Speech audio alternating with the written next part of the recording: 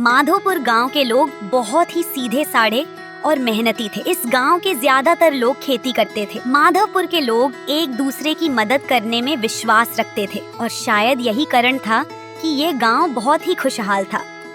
अरे भाई हरीश, कल तेरे खेत जोते नहीं थे, चलो आज जोत देते हैं। ठीक है, फिर कल तुम्हारा खेत जोत देंगे। नहीं, पहले हम बिरजू के खेत जोतेंगे। उस बेचारे की आज तबीयत ठीक नहीं है, तो हम पहले उसके खेत को जोतेंगे, फिर अपने खेत को जोतेंगे। इस गांव की पुरुषों की तरह यहाँ की औरतें में भी बिल्कुल भी मनमुटाव नहीं था। सभी बहुत ही प्रेम से रहती थी। अरे रिंकू की बहू, ये ले, ये हलवा मैं रिंकू के लिए लाई हूँ। उसे मेरे हाथ का हलवा बहुत पसंद है। तेरी शादी से पहले वो हर रोज मेरे घर आकर कहता था, काकी मेरे लिए हलवा बना। शुक्रिया काकी, ये लीजिए। मैं भी कल बाजार गई थी तो नेहा की पसंद के ये बेसन के लड्डू उसके लिए लाई हूँ। उसे बहुत पसंद है ना? हाँ हाँ, ये देखकर तो वो बहुत खुश हो। गांव की बुजुर्गों को अपनी परवरिश पर बहुत ने था। देखो तो हमारे गांव में सबका बीच कितना प्यार है। ये सब हमारी परवरिश का ही नतीजा है। हाँ, नहीं तो आजकल के बच्चे तो आपस में मिलजुल कर रहने को भी तैयार नहीं। लेकिन कहते हैं ना, खुशियों को नजर लगता डर नहीं लगती। ऐसा ही कुछ हुआ माधोपुर के गांव के लोगों के साथ। एक रात तेज आंधी तूफान चलने लगा। सभी गांव वासी घबरा गए। गांव के मुखिया ने सभी लोगों को गांव के मंदिर में एकत्रित होने के लिए कहा। लगातार कई घंटा तक बारिश और आंधी तूफान आता रहा। धीरे धीरे करके गांव के सभी घर टूट गए। अगली सुबह जब बारिश थम गई तो गांव वाले मंदिर से बाहर आए। अपनी खुशहाल गांव का हाल देखकर घबरा गए। क्या भगवान, तुझसे हमारी खुशी देखी नहीं जाती क्या भगवान? हाँ। अब हम क्या करेंगे? हम सबकी फसल तो खराब हो गई।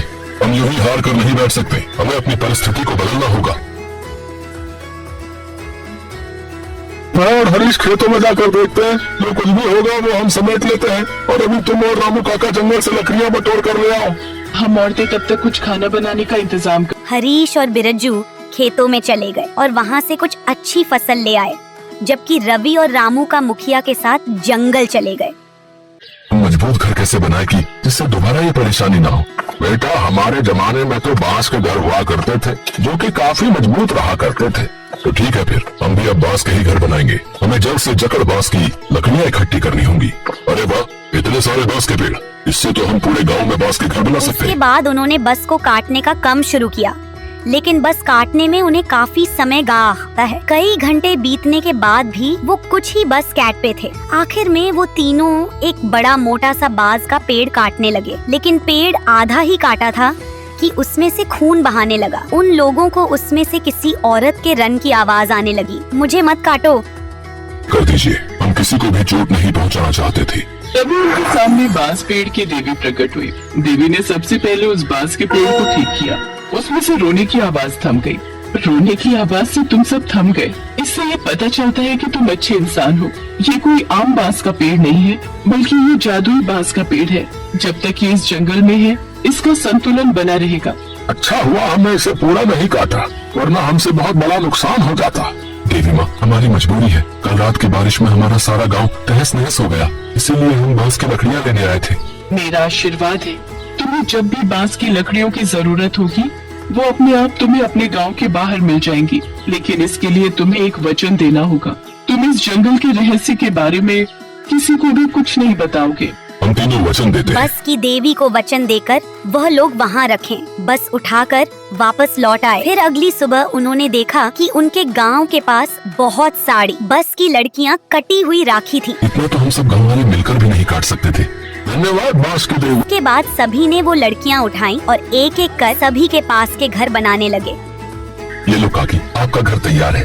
भगवान तुम सबका भला करे बेटी। फिर एक एक करके सबके घर बनकर तैयार हो गए। हमने सोचा भी नहीं था कि इतनी जल्दी हम इस समस्या से उभर पाएंगे।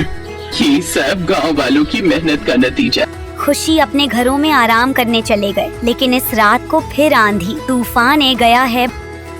फिर हम गरीबों को ये तूफान की मार झेलनी पड़ेगी। लेकिन मुखिया जी ने जब बाहर झांक कर देखा तो बाहर तेज आंधी तूफान तो था, लेकिन गांव में सभी के पास के घर सुरक्षित थे। ये देख वो बहुत खुश हुए। ये देख सभी गांव वाले हैरान थे, लेकिन इसका असली राज तो केवल रामू काका, रवि और मुखिया को कोई पता था। आखिर ये कैसे हो सकता है? कल रात का आंधी तूफान तो पहले से भी ज्यादा जोरदार था, लेकिन फिर भी हम सबके घरों को कुछ नहीं हुआ। अब कितना भी तेज आंधी तूफान आए, हमारे घर को कुछ नहीं होगा। अच्छा, लेकिन वो कैसे? हमें माफ करना गाँव वासियों, हम किसी को कुछ नहीं बता सकते। हमने किसी को वचन दिया है। सभी गांव वाले ये जानकर खुश थे कि उनके पास के घरों को अब कुछ नहीं होगा। अब उनका पूरा गांव बस का गांव बन चुका था। बस की जादू लकड़ी से बना गांव